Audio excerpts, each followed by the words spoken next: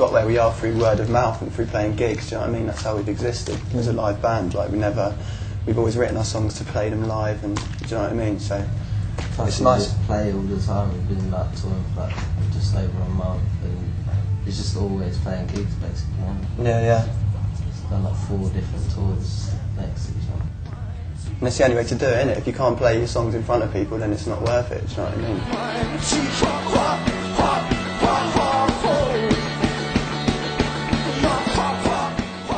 Like bands like Interpol, like the reason that for me that they're a great band is there's no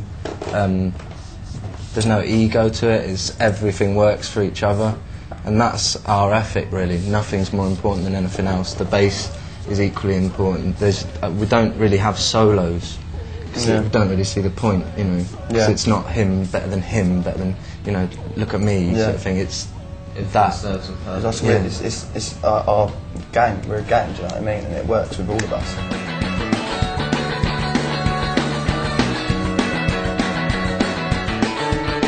I think just there are bands that recognise earlier maybe than others that you've got to have a certain amount of success to be able to continue being a band.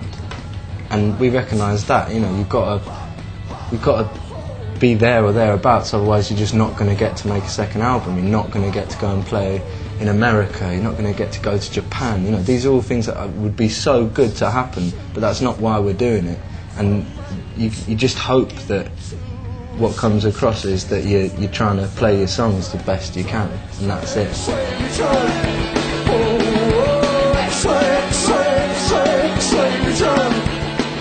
Yeah, we could be a big group next year, or we could be fucked and not have a deal. Do you know what I mean? Or anything, like go either way. So we just make sure you just try not to think about that, as it's not a career. It's not a career in the real like terms of it. Do you know what I mean? We're not doing it because it's a job and we've got like long-term aspirations. We're doing this because it's fun and it's the best thing we can possibly do. Do you know what I mean? It's better than a lot of alternatives. Yeah, definitely, man. Like, God knows what I'd be doing now.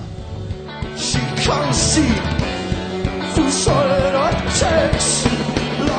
It's going back to the smaller like venues is the hard thing. Like playing the big ones, everyone's so helpful and they really look after you and really understand that like we are new to it, man. And of course if you're new to something it doesn't come so quick, and so you get on with it. We felt like we made the record when it was the right time for us to make it. Like we were like 3 years ago, I couldn't really play guitar at all. Like, and Hugo, do you know what I mean? We didn't know how to play our instruments, so like we definitely made it at the right time, and we're really happy with it, man. We can't wait to get it out, basically. Like, yeah, there's some new songs on there that people haven't heard before, which I think was important. And but lots of the songs that we play live and go down well, you know, because we haven't had a lot of chance to do much writing because we've been playing so much, and so you try and fit that in, but.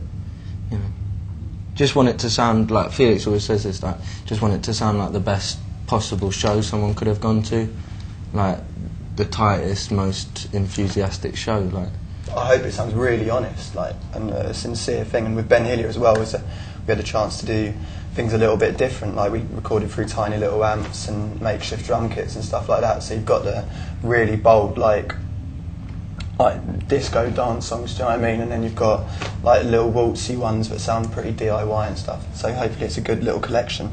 With the live thing, that we're getting to know how to do it a bit more now. We're learning. But this was the first time we'd ever done proper recording, where this is your legacy, really, isn't it? And, you know, this is your setting your stall out.